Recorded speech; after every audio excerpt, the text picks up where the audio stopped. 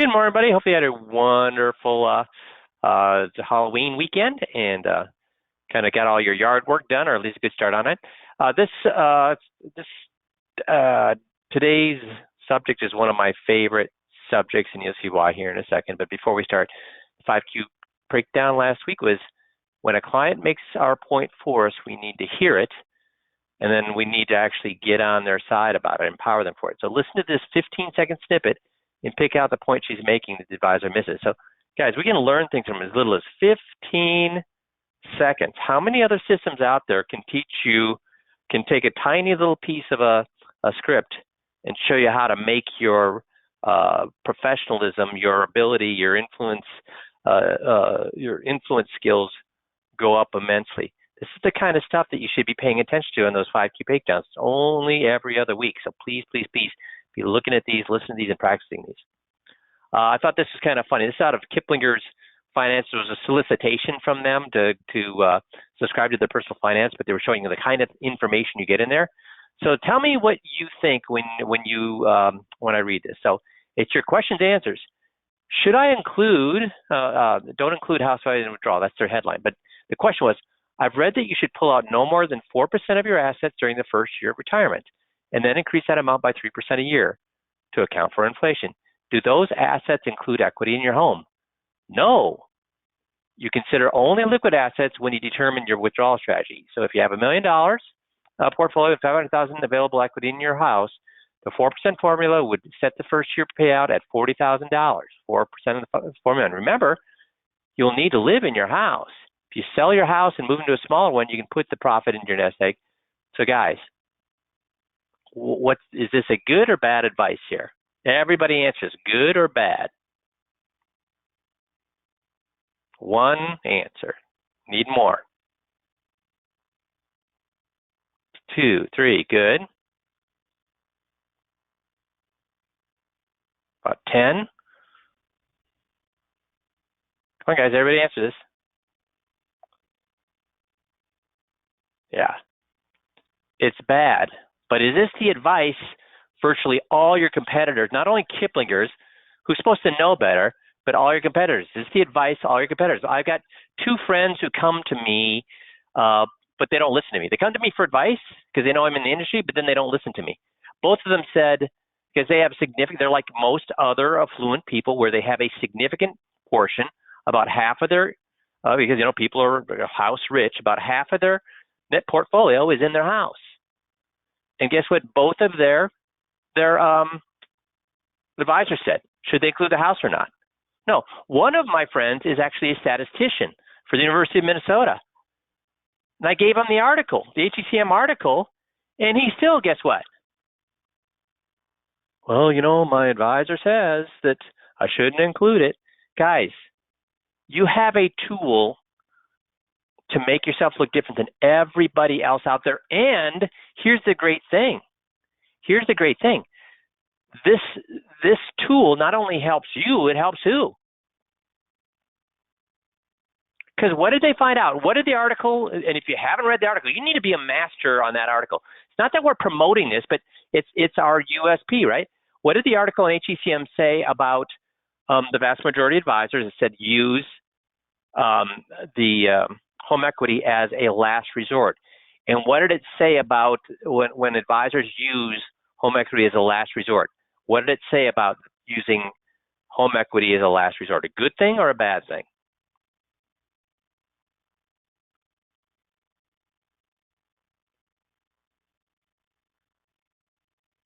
Yep, much higher chance of running out of money if they use their home equity as a last resort. Now, again, guys, are we promoting home equity loans? No. In fact, do we promote anything? Is there anything that we promote with the 5Q system? If you're doing it correctly, do we promote anything? No. That's right. Nothing but logic, Ron. We walk the client through and let them tell us in their own words whether something makes sense or doesn't make sense. And remember, is our USP what we're selling? Why do we use the USP? To sell them the things in the USP? To get them a higher, to get them 25% or more income with lowering the chance of running out of money without moving A single investment. Are we selling that, guys? Is that what we're selling? Yeah, you got it right, Nick. But before we do, yeah, that's right, Mark.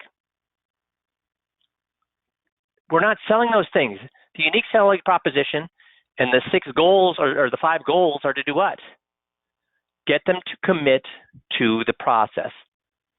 And then all those things are sexy things. Those are all the frosting on the cake.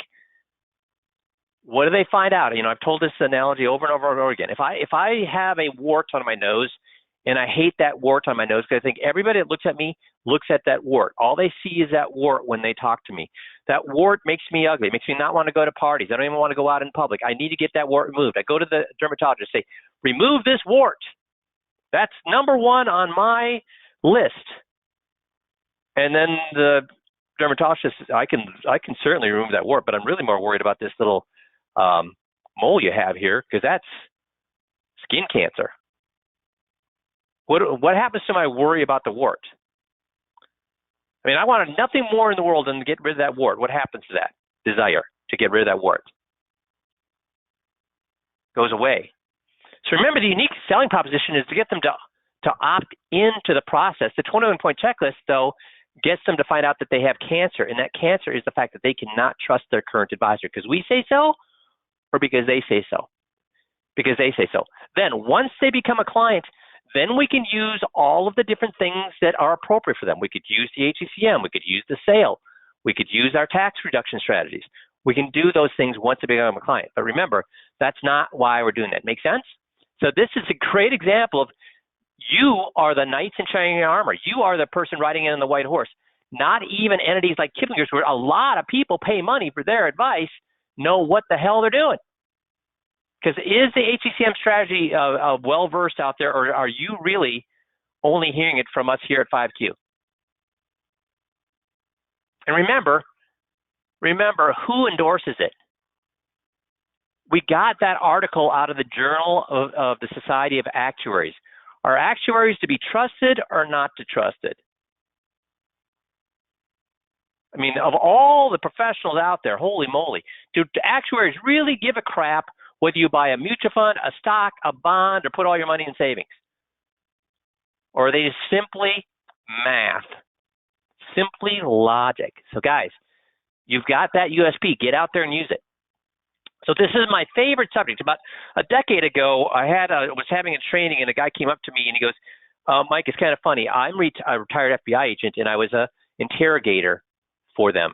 And all the things that you're teaching are what they taught us to interrogate our suspects. Now, we're not interrogating our clients. Hopefully you're not. But we do want them to trust us. And guess what the FBI found out? Interrogating people when they found this out with torturing people. When they torture people, what do they find out? They get good info or bad info when they torture people?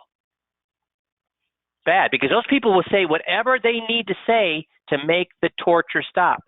So how do you get good information? You gain people's trust. That's how you gain it. So according to this FBI expert, these 10 techniques quickly build trust with anyone. And he wrote a book about It's Not All About Me, the top 10 techniques for building quick rapport with anyone. And this is what they use when they interrogate suspects. So I wanted to go walk through these 10 things and give you examples of how we use them every single day in our system. So first of all, you want to establish artificial time constraints. Want to start a conversation with somebody and you don't think they're going to want to start, what do you say? You're going to go on forever and ever and ever? Or there's a finite time. So, hey, I'm meeting my wife in a few minutes, but I'm curious about the book you're reading. So what are you telling that person? That they're going to get engaged in an hour-long conversation they don't want to get involved in, or that it would be a short conversation? And which one are they more likely to be inclined to do, a short conversation or a long conversation? I got an appointment to get to, but just a quick question. See, when you give them, there's an artificial time constraint that will be brief, people are more or less likely to speak with you, to go further. And how do we use that in the 5Q? We'll give a quick example is the referral script. What do we say to people with the referral script? We say, hey, were these things important or not important that we just talked? The 7 non-financial things, important, not important? Well, no, they're extremely important. Yeah, how much time, hassle, and money did we save by getting these things done before one of these things happened? Well, a lot. Yeah. And I bring that up because we're going to take care of these things for you, but do you know anybody in your life that comes to you for advice, runs things by you, wants to know how you think about things? Do you have any of those people in your life? Well, yeah, I've got a couple. Well, would you like me to sit down? If one of these things happens to those folks, if one of these things that we were preventing for you happens to these folks, and they're going to get hit with lots of time, hassle, and money, a lot of costs, whose phone might they pick up and call for advice or for help or to run things by them? Well, I guess mine. Yeah, yours. So now their problems have become whose problems? Well, I guess they become my problems. Yeah, they have. So is there anybody like me to sit down with for a half hour? We'll walk through and get all of these things done, get all the paperwork done in that half hour, and then that will avoid their problems becoming your problems. So am I using artificial time constraints there? How much time am I going to spend with their referral? Half hour. So does that make them more likely or less likely to say, hey, is there anybody in your life I can help? Because when they hear that, they hear what? You're going to badger their friend for how long about moving their money to you? The typical referral to their friend, neighbor, or relative, when you say, hey, is there anybody else in your life that I can help? They think you're going to badger their friend, neighbor, or relative forever about moving their money. So what's safer, a half an hour to fill out some paperwork or badgering them forever about moving their money? What's a safer referral? The half hour. It's an artificial time constraint. What if somebody ghosts you? What's the voicemail we leave if somebody ghosts you after they've gone through the process? Well, first of all, you got to figure out why that went wrong. Send the tape to Jeff myself. Will help you, so that'll never happen again. But it happened, right? So what do we do to get them back involved? We say, hey, Jim and Mary, it sounds like I haven't heard back from you. I'm assuming that's because you want to keep the money where it's at. That's awesome. That's terrific. Keep the money where it's at. It's your money. You worked way too hard to move it. So don't worry about that. Just keep it where it's at. But please, at least let's take care of that power of attorney where Social Security is not going to honor it, because once I've opened that knowledge or that problem to you, I have an ethical responsibility to go ahead and just take care of that. Hey, it's only going to take about a half hour. Come in, we'll take care of it, and at least then I can check it off my list. You can check it off your list. Keep your money where it's at. Let's just get that power of attorney taken care of. So, did I use artificial time constraint there? How much time? How much effort am I asking there? Half hour. Get that fixed. How many times did I say that it wasn't about the money? Keep the money where it's at. How many times did I say that? Once, twice, 3, 4, 5 times? How many times did I say that? Lots. Why? Because the reason they don't want to move forward is what? They don't want to move the money. I need to get them re-engaged. So when they come in, I'm going to help them with that power of attorney, get that fixed for them. And it's amazing how many people at that point, once you fix that one thing for them, will start to explain to you why they didn't want to move through the process.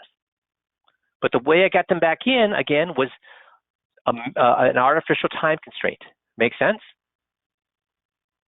How about, would you like to increase our USP? Would you like to increase your retirement income by 25% more and lower your chance of running out of money without moving a single investment?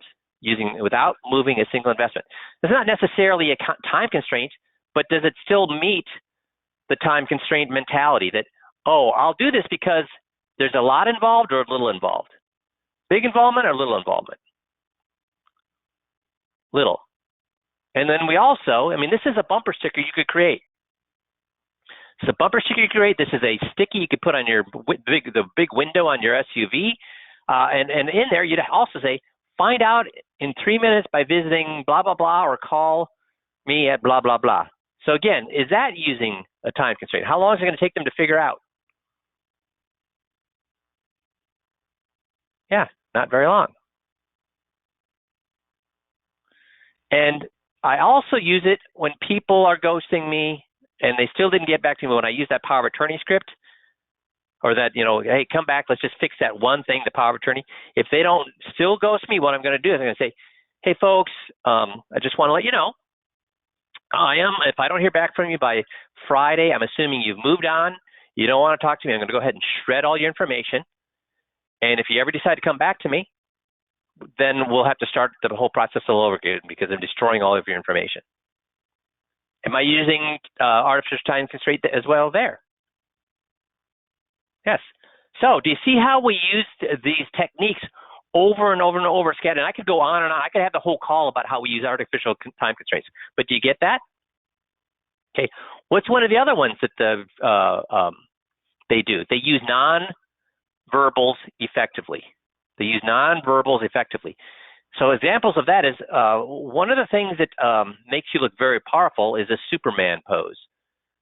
You know, where you have your chin up and you're acting, you know, and they found that scientifically, if you actually stand with your feet apart, your hands on your hips, and your head up, and like Superman stands, this is actual science. What does it do to your demeanor? Makes you what? Feel what? More powerful, more in charge, more confident. Now, I bring that up because when you're trying to get somebody's trust, do you think that's the best way to get their trust? No. So they teach you to instead tilt your head a little bit to the side and drop your chin. It prevents this perception that you're looking down your nose at people. And guys, I know this sounds stupid, but this has been scientifically proven to work. This is what they actually teach the FBI. Stand at an angle. If you're standing next to somebody, stand at an angle or a bit to the side to prevent people from being trapped. When somebody comes right up to you, toe to toe, right in your face, does that make you feel comfortable, or does that make you feel a little uncomfortable? Yeah, it's confrontational. That's right, Nick. So that's right, Mark. So you want to come in at a little bit of an angle or a little bit to the side of people so that they don't feel like you've trapped them. Smile, smile, smile, smile, smile. The FBI does it. Successful salespeople do it. Politicians do it. A smile is one of the most powerful tools that you have. Make sure you're practicing it. Now, how do we use this in 5Q? For example, some of the things we do is when you greet somebody in the lobby, I tell you to do what? Shake their hand, and what do you do with the other hand that you're not shaking with? What do you do with the other hand that you're not shaking with? Yeah, you touch their arm. That's right. And you hold that handshake what? Just a tiny bit longer than a normal handshake. Make sense? And when I was the top TV salesperson at Best Buy in the whole country, they came and watched me from the mezzanine. All the executives, there were 5 executives came to watch how I worked from the mezzanine. And they actually interviewed me afterwards, and they said, here's what we found that you do. Number one is every single person that buys the TV, you actually touch them. You touch their back, you touch their shoulder, you touch their upper arm, you touch them, and then also you get them to laugh. And guys, I'm not a very funny person, but I tend to take what they say and make them the funny person to get us all laughing. See, that creates what? Immediate trust. Touching them and getting them to laugh. Look at another example we use it with 5Q. What do I tell you to do before a meeting? What do I tell you to do before a meeting? As people are arriving, what are you supposed to do? Talk to your assistant up at the front, hide out in the back, be fiddling with your projector. What should you be doing as people are arriving?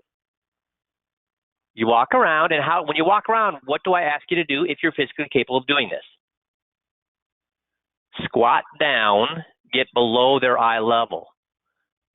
Get below their eye level. Squat down, get below their eye level. If your knees can take it. Why? It makes you less what? Intimidating. So I squat down, get below the level, say, hi, I'm Mike. I'm going to be presenting today. Thank you so much for coming. Is there anything that you saw in the invitation that you want to make sure I spend extra time on, or maybe it wasn't an invitation you'd like me to talk about? And the nice thing about that is it feels threatening standing over them, or I'm under them, so I feel less threatening. Also, if I'm squatting down and somebody wants to chat, it gives me a reason to stand up because my knees are getting tired or squeaky or achy without offending them, because they get it. They know it's hard to squat down in front of them. Does that make sense? If you can't do that, at least sit down next to them. What have they found that waitresses who sit down next to their, I know this seems odd, but they found that when a waitress sits down at the table, with the patrons, what happens to their tip? Goes up by 18%. 18%. That's a lot. Would we all like an 18% raise? That's a lot. Another place to use it with 5Q is supplication. When I'm doing the non-financial stuff, do I apologize for doing the non-financial stuff? I'm sorry. I know this is boring. And you're probably asking yourself, why is you covering this quality of life director? Why is he covering the will and the? Why? What's his angle? And folks, sometimes I wonder what my angle is too. Because do I get paid for doing any of that stuff? And actually, what I'm doing at this point is I got my hands open on the desk. Open on the desk. When my hands are open on the desk, what am I saying? I'm aggressive, or I'm asking them to please forgive me. To please forgive me. That's why. So I wonder too. So I've kind of gone through this over and over and over and wondering, am I wasting my time, my client's time? It's boring, it's putsy, it's icky. So why do I do it? Well, I guess my thought pattern is this, is that what is the most expensive thing that you could run into that could sink your retirement? Well, probably like a healthcare problem. Right, a healthcare problem. If I didn't cover these things with you, what's happening to my voice? If I didn't cover these things with you, and have these things taken care of, you might end up having to use the hospital's paperwork. And who writes the hospital's paperwork? Your attorney or their attorney? Well, their attorney would. And is their attorney more worried about you, or is it more worried about making money for the hospital? Yeah. So if I didn't cover these things, I ignored the one expense that could submarine your whole entire retirement. What kind of an advisor would I be? A good one or a bad one? Well, a bad one. Yeah, a bad one. What if I said, well, it's not my problem. They should be doing that with the doctor. So I wash my hands of the problem. Does that mean I'm a good advisor or a bad advisor if I ignore it and say not my problem? No, you'd be a bad advisor. Yeah, so why do I cover things like quality of life directive? Well, because you have our best interest at heart. Yeah, well, thanks for understanding, because some people don't get that. So thanks for recognizing that. And that puts you to the head of the class. So I really appreciate your saying that.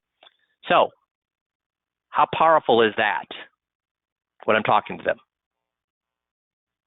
I'm also using the next thing that FBI agents do, which is to slow their speech. Research has shown that speaking rapidly in certain situations can give credibility and even make you sound more intelligent. The goal when you're interviewing people that are gaining trust is not to sound credible and intelligent. It's when meeting with people is to make them feel comfortable. From Robbins, that's an FBI agent, from Robbins' learnings, to accomplish this, we're better off speaking slower than normal and pausing at times to give people space to absorb what we're saying. Have you heard me say that you should talk in bullet points?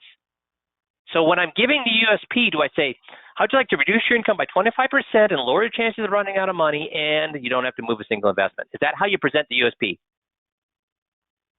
No. Well, Mike, what do you do for a living? Well, I increase people's retirement income by 25% or more. And it's kind of funny. I actually, even though the income's higher, I reduce their chance of running out of money. Logically, you think, well, 25% or more income would increase or decrease the chance of running out of money. Well, probably increase. But yeah, by using these techniques, which are fairly recent and designed by some of the best technique and mathematicians in the country, we actually increase income by 25% and lower their chance of running out of money. And here's the best thing. You don't have to move a single penny to have that happen. So how many pauses in there? How fast was I speaking? And those of you that know me, have been working a long time, do I talk fast or slow in real life? Super fast. So I could either have made the mistake or made the excuse, well, I talk fast. I can't change that. And that's what I did for a long time. I said, I can't change it. I talk fast. That's what I do. I think fast. I talk fast. Well, you know what? I could make that excuse all day long and make $50,000 a year, or I could actually work on that skill of talking slower, leaving gaps in there so people can absorb what I'm saying, and make $1 million or more a year. The other thing, are we working with 20-year-olds or are we working with 60-year-olds and 70-year-olds. So when I would talk to my dad, anytime I'd finish talking, he'd like take 10, 15 seconds before he'd answer back. What was he doing during that 10 or 15 seconds? He only caught about half of what I was saying, and he was kind of filling in the blanks in his brain to catch up with what I was saying. He's processing it. That's right. Instead, you want to slow down. Also, one of the main comments I got because I was a very bad group presenter. I was very bad at seminars. My average seminar, when I was making $1 million or more a year, my average seminar appointment ratio was 24%. Our guys now that are following the advice we give them are getting 80% or more.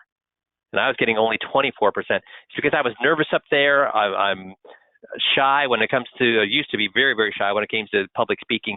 And so I talk 100 miles an hour and I get people saying, well, you sound like a smooth, fast-talking salesman. And that's what they hear when you talk fast. So are the things that we're talking about in the 21-point checklist or when we're doing a seminar, things that they have heard before or haven't heard before? They haven't heard them before. So we need to slow down your speech. When you talk rapidly, it tells you you're credible, intelligent, but it does not give us trust. If a mechanic goes through things very rapidly, it tells us that he knows what he's doing. If a surgeon goes through things very rapidly, it tells us he knows what he's doing, but doesn't make us trust him. See, does knowledge mean that you're trustworthy? No, I'm actually more afraid of somebody who's smart. Why? I'm more afraid of somebody smarter than me. Why? They could put something over on me and I wouldn't even know it. Are people looking for, when it comes to an advisor, are people looking for smart people or people they can trust? People they can trust. Learn to talk slower. Make sense? So how do we do that 5Q? Well, again, what do I tell you to do when you present? To go from a 24% appointment ratio like I did to a 80% plus, you got to talk slower and you got to have individual conversations with everybody in that room. Okay? Also, we talk about talking slower in GOTS, getting on their side. When we're getting on the side, is that speeding up the conversation or slowing down the conversation when we got to them? It slows it down because it's saying, you're right. Absolutely. The market would go down. Wow. Not a lot of people I talk to realize that. In fact, I've talked to probably 15 people in the last month, and you're one of 2 people out of 15 that got that right. I don't know if you study this stuff or if you've got a background in this stuff or it was part of your job, but wow, you nailed it, and very few people get that right. So kudos to you. I mean, wow, that actually allows me to get a little deeper because I know you get this stuff where normally I'm not able to do that. Is that speeding up the conversation or slowing it down? It's slowing it way down. But is it slowing down a good way or a bad way? A very good way, because they think, what about themselves now? They feel really good about themselves because I've validated everything they've said. I've empowered them. And if they feel good about themselves when they're around me, guess what they think about me? They like being around me. They trust me and they like me. Make sense? So I'm going to give you a commercial break right now. How do you get better at GOTS? What is the way we give you to get better at GOTS? Everybody should get this right. How do you become awesome at GOTS? How do you increase your income by 1% or get better at your skills 1% a day?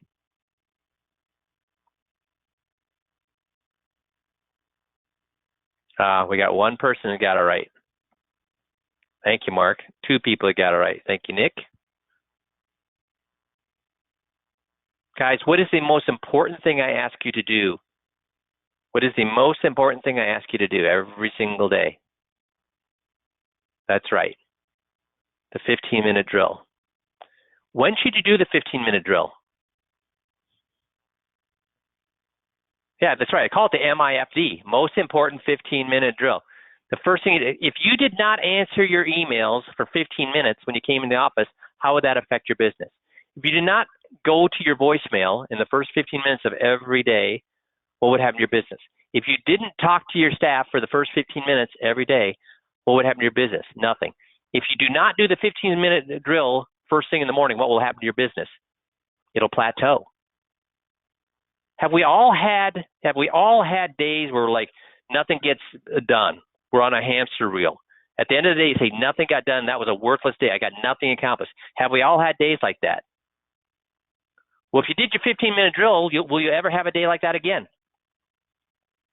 No. Why? Everything else may have been on a durable wheel, but you say, at least I did what that day? I got a little bit better. If you're not doing your 15-minute drills, are you gaining any experience? If you're not doing your 15-minute drills, are you gaining any experience? Any valuable experience? No. Instead, you're just doing the same thing over and over and over. This industry is filled with people with 30 years in the business and how many years of experience? 30 years in the business and how many years of experience? Maybe 3 or 4. Why? Because once they got to 3 or 4, what have they changed? Nothing. They do the same thing over and over and over. Guys, what is the definition of insanity? Doing the same thing over and over and over and expecting different results. If you're wondering why you made the same this year as you made last year, what's the answer to that? You're doing the same thing this year as you did last year, right? Do your 15-minute drill. Another thing the FBI, one of the 10 things the FBI's do is sympathy of assistance. As human beings, we're biologically conditioned to accommodate requests for assistance, especially if they're easy to give assistance. If it's difficult to give assistance. Hey, can I borrow 50 grand from you? You ain't gonna do it. Hey, I don't have enough money for this parking meter. It requires quarters. I don't have a quarter. I've got $5. I'll give you. Is there any way? What would you say to that person? Would you give them the quarter and then give them your address to send the quarter to you, or what would you just basically do? Here's a quarter, have it, right? The compulsion is based upon the fact that our ancient times ancestors knew that if they did not provide assistance when asked, that assistance would not be granted, because what comes around goes around if they request at a later date. So when somebody asks you for directions, how often do you give it? Some of the time or all the time? If you know how to get there, some of the time or all, you give it, right? And how do you feel after you give it? Good or bad? Good. We all love to help people as long as it doesn't cost us too much to help them. So how do we use that with 5Q? Well, we just talked about one earlier where we apologize to people. And when we apologize for talking about the non-financial things, if you do a good job of that, what does the client do? I'm sorry for talking about these things, and you're probably wondering, but after a while, what does the client start to do? Tell me I should apologize, or Mike, don't apologize. This is awesome stuff. They come to my what? They come to my aid and say, don't apologize. This is great stuff. Thank you for doing it. See, they come to me. When should we apologize? Well, during non-financial topics, we apologize. We covered that. But when else should we apologize? When they don't know an answer, I need to apologize. Why? Whose fault is it if they don't know an answer? I ask a question and they don't, fall on the sword. That's right. If I ask a question, they don't know the answer to it, whose fault is it? Mine. That's right. So I need to apologize to make them feel better. It's not their fault they don't know. It's my fault they don't know. There's another one that people get confused. They say, when they give me the wrong answer, I need to apologize. Nope. When they give me a wrong answer, what do I need to do? Tell them their answer is wrong or tell them their answer is right? I tell them their answer is right. That's right, Mark and Nick. I tell them their answer is right, and then I give them the example where it would be right. So if I'm saying, when do you use the power of attorney? And they say, when you die. Is that a right or a wrong answer? Do you use the power of attorney when somebody dies? No. But do I correct them and make them feel bad? No, I don't. When they say, when do you need a power of attorney? They say, when a client dies. I say, right, it's one of those legal documents we need when major things happen in our life.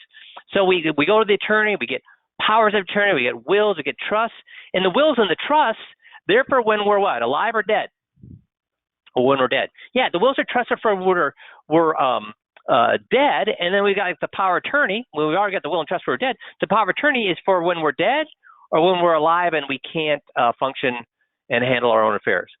Well, when we can't function and handle our affairs. Did I correct them there, guys? Or did I tell them they were right? Do they feel bad about their answer? Do they feel stupid? Or by the end of that little thing there, do they feel like they actually got their answer right? See, and when somebody corrects you, how does that make you feel about yourself? And then how is that reflected in how you feel about that person who corrected you? We never want to correct somebody.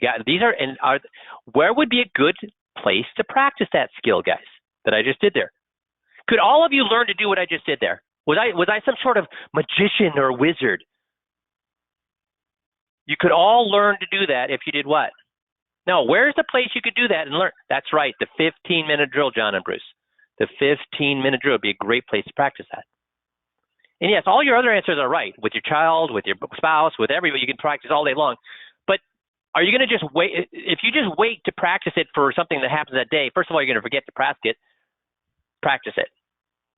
Because you won't even recognize the opportunities. The 15-minute drill is about helping you get better at something and also recognize when you can actually use that skill. The 15-minute drill. Guys, here's your answer to how seriously you take your business. If you're not doing the 15-minute drill, and again, I'm not your daddy. I am your coach, but I'm not in your office every day. If you're not doing the 15-minute drill, just because I don't bring it up every single week, what does that tell you about how seriously you're taking your business, your skills? So look in the mirror and ask yourself, do I want to get better? Do I want to make more? I don't know, Ron. Ego suspension. Another thing they do is they suspend their ego. They make it all about the person, not about themselves. How do we use that with 5Q? Well, first of all, we talk in parables. We tell stories. So one of the things I see people go wrong with the 21-point checklist is they'll start weaving their own personal experience into the story. And guess how long the story gets when they start weaving their own personal information into the stories that we have there? Way too long. And what happens to the point we're trying to make when it's way too long? The point gets lost. It's diluted. That's right, Bruce. It's diluted. Because remember, in the Bible, how much detail are there in the parables in the Bible? How much detail? Yeah, well, Jesus went out with the 12 disciples, and they were fishing, and their net was made out of some sort of hemp, and it had a net that was very fine. It was only about 3 to 4 centimeters per square, and it weighed about 57 pounds. Is that how they go into the parable? Where he went out on the boat with his disciples. They were fishing. A storm came up. The disciples were afraid, and Jesus calmed the storm. How long did that take? See, do you get the point there? So don't interweave your personal experience into these things. Do people really care about your personal experience? No. Also, is anything in our system about showing how smart you are? No, it's about asking questions so who can be smart, so they can be smart. And then it's about parroting, aping, agreeing, parroting, and empowering. It's all about them. What's the one technique we show you on how to get an 80% appointment ratio? What's the one thing I tell you to get an 80% appointment ratio at an event? Use their names. And what's the test? If I listen to an event, I know they got 80% appointment ratios if they do what? If I hear what on that tape?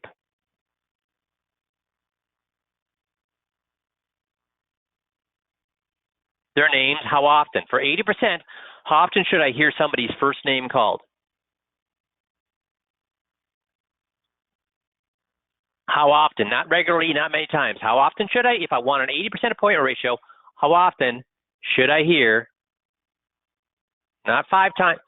If the event took an hour, how many first names should I hear?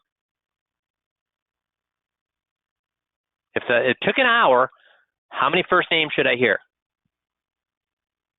60. That's right, Howard. 60. I should hear 1 per minute. If you do that, Jeff, can you get on? Have we ever listened to an event because we don't ask you to videotape it, we just wanted the audio. Have you ever listened to an event, Jeff, where people, you heard that first name at least once per minute? Again, not once per minute like a robot, but when we counted how many times there were first names and then we divided by how many minutes it lasted. Have we ever seen an event like that where it ended up being an average of 1 per minute that they didn't get 80% or more ratio? No, the more you use their name, the more appointments you get. Because what's the most important word in the English language? Someone's name. Right. And when we're calling them by name, we're having a bunch of mini conversations, one-on-one. So what do you feel like, Jeff, when you're in an audience of 100 people and that guy on stage calls you out and has a little mini conversation to you? Out of all the people in the audience, how do you feel? Special. Yeah, you absolutely feel special. And afterwards, you'd almost feel like what? You had the right to go what? Talk to this world famous guy. Why? Why do you think you feel like you have the right to go talk to this world famous guy? Well, because he talked to you. He invited you. He's basically calling you and befriending you. Yes. Yep. You guys get that? So we use all these things. Validate others. How to validate others? Well, so another technique that FBI agents use is validate others. We use that with GOTS, don't we? Another commercial break. Get better at GOTS by 15-minute drills, guys. Another technique that they use is ask open-ended questions. What is 5Q all about? Open-ended questions. So let's another test. How do I know if somebody's making over $500,000 a year? How many open-ended? When I listen to their hour and a half, their 90-minute, 21-point checklist, how many open-ended questions do I hear in that 90-minute conversation? Over 90 minutes, how many do I hear? If somebody's making over $500,000 a year and they've been talking and doing a 21-point checklist, how many open-ended questions should I hear? At least one per minute. Now, how many open-ended questions do I ask per minute? One? Or way more than one? If you'll listen to me do a 21-point checklist, I'm asking probably 3 to 4 open-ended questions per minute. Sometimes short either-ors, sometimes yes or no's, sometimes multiple choice, and sometimes who, what, where, why, when, how. Because is any point worth making must be made by who? Them, that's right, them. And any point not worth making should not be what? Made. In other words, nothing out of your mouth should be anything except what? An open-ended question and GOTS. If you want to make as much money as you can make, you ask open-ended questions and then you GOTS them. And what's the one way you can make sure that you're doing that? Tape your meetings with your client. Record, right? You don't even have to send them to Jeff. We'd love it if you'd send them to Jeff or myself, but you don't even need to do that. Listen to 5 minutes of your tapes and count. Just randomly stop.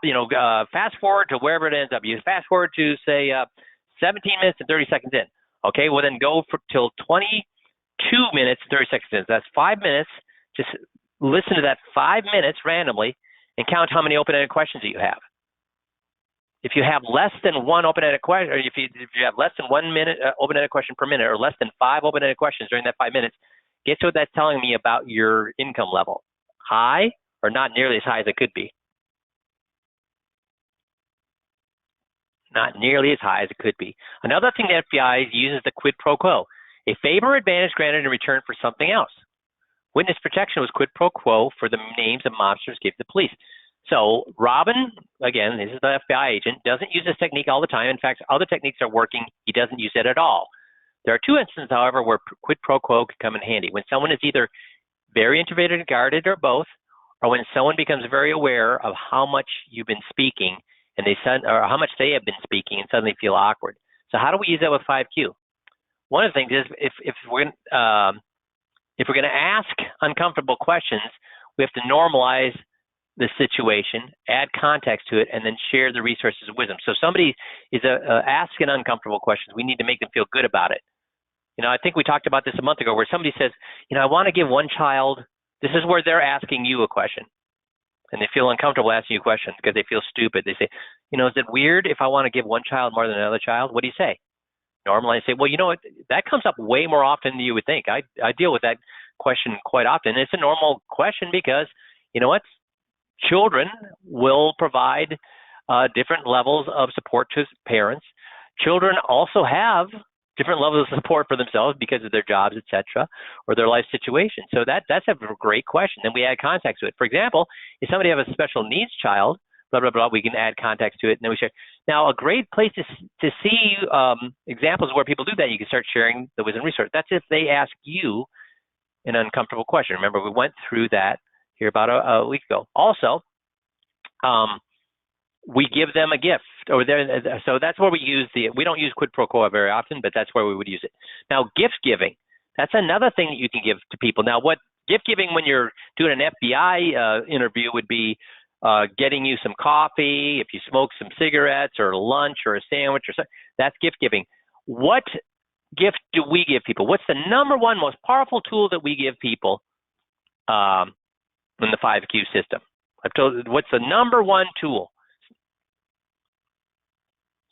where we can take control of a situation and immediately turn it around, put it into our favor? What's that tool?